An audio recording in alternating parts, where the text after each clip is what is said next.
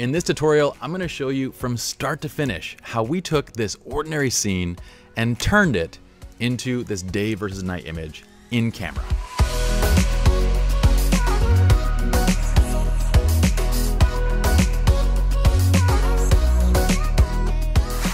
What's up, my YouTube friends? My name is Pi, and welcome to another episode of Ordinary to Extraordinary. I want to start off by thanking Profoto for sponsoring this video and making it possible for us to create, well, cool pieces of free education for all of y'all. Now, before we jump into this image, I want to mention the source of inspiration for this shot. So, a while back, and I think it might be 3, 4, maybe even 5 years ago, I saw an image by Sam Hurd. Sam's a fantastic photographer. We'll include his IG handle below. You should check him out. But he's a great wedding photographer, and he had this day versus night shot that I believe he captured with a in-camera double exposure. Now, for some reason, when I was walking up to this scene, I thought, man, wouldn't it be cool to do this kind of split in the scene? The scene just kind of lend itself to that. So this image was actually captured when we were filming for Lighting 3, and walking up to this scene, well, I thought it'd be really cool to kind of do this day versus night shot, but to do it all in one single image using actually an ND filter. So I was gonna put my own spin on this image that I saw, but it wasn't until after the fact that I went, this is actually inspired by something else that I'd seen. Now I have a little message for you guys after this video based on that, but before we get there, let's jump into how to actually create this image, starting with the gear that you're gonna need beyond simply your camera, your lens, and your tripod. Now, we were using the Tiffen Water White. This is a 4-stop ND filter. We use the square ND filter, and as you're gonna see in a moment, we're gonna hold it over the lens and cover half the lens with this. You're also gonna need at least one flash. Well, maybe two if you wanna create this exact same effect.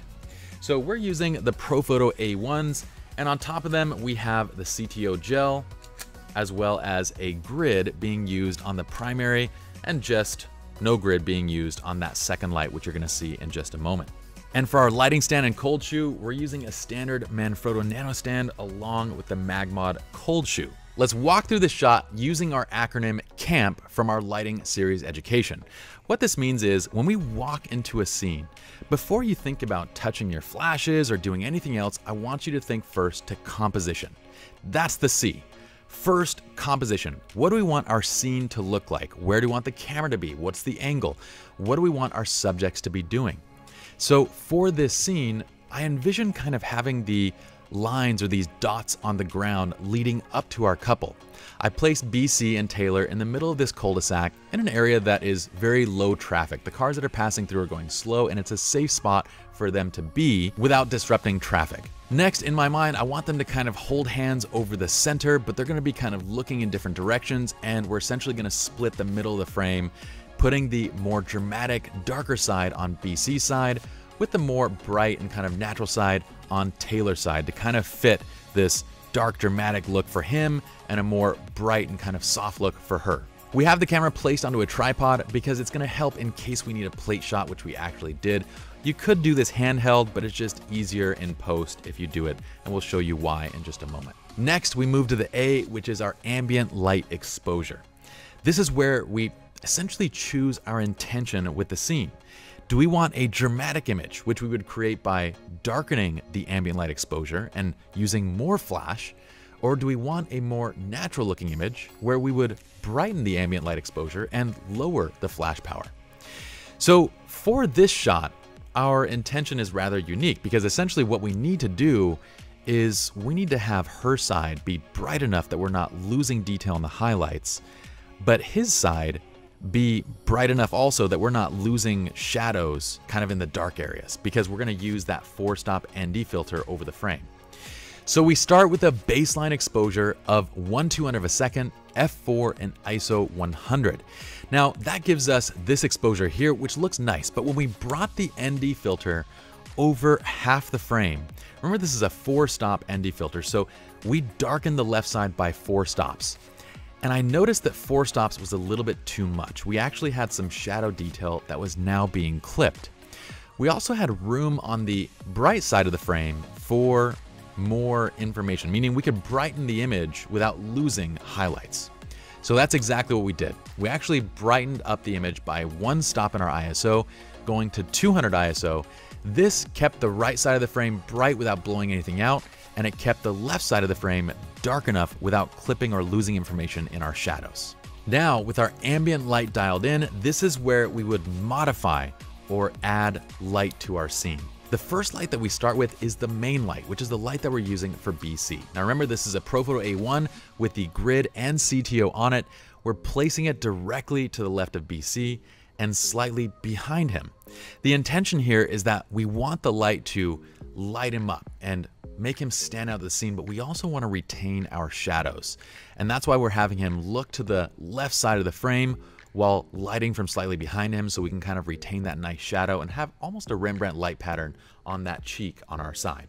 Next, we place a second light really for effect. And my thought here was, well, if the sun were actually setting against the ground and behind this scene, it might be sort of reflecting off the cement and coming into the frame. And that's the look that we wanted to create. So we had that second A1 placed all the way back in the scene and lighting forward, sitting on the ground with a CTO gel, and we're just firing it at full power. Now, because we have the grid on the main light, we are leaving the exposure relatively high, so around 8 or 9, which is around half or 1/4 power, and you can see it's from a pretty close distance as well. Now, last thing, when it comes to that M, that modify or add, I want you guys to always remember, start with 1 light, then modify and add another, and keep going, adding 2 lights, 3 lights, until you feel like you have the right look that you want. Then you're gonna move to P, which is to pose and photograph. So with everything dialed in, with everything set up, now you're just going to, well, direct the clients, cue the right expression that you want, and shoot away. So with them looking with sort of stoic expressions to the opposite sides of the frame, this is the shot that we created. Now this is why we're shooting on a tripod, because my main light is still in the shot. So at this point, I have my amazing assistant Karen remove that main light from the scene, and then we take this second shot, which is going to be our play image. And you can either have the client still sit there, or you can have them get up and get out of the street. Since we're in the street, I just opt for them to come out while we got the play shot. But all I really need there is just the same exposure, the same composition, the same everything, because once we're going to get this into Lightroom, we're going to process them however we'd like. And then with both images processed identically, the actual image with the clients, as well as the play image, they have the same exact settings. What you're gonna do is right click, go edit in, open as layers in Photoshop. And then all we have to do is Photoshop is gonna open both these files into layers. All we're gonna do is put a mask over one of those layers and paint out the light stand as you see here. Working on a tripod, this process literally takes 5 seconds, just like you saw. But if you're doing it handheld, it's a little bit more tricky since you'll have to align and kind of play with the image just a little bit more. So doing it on tripod will save you quite a bit of time. Now, just for fun, I created 2 variants of the image using slightly different post-production styles.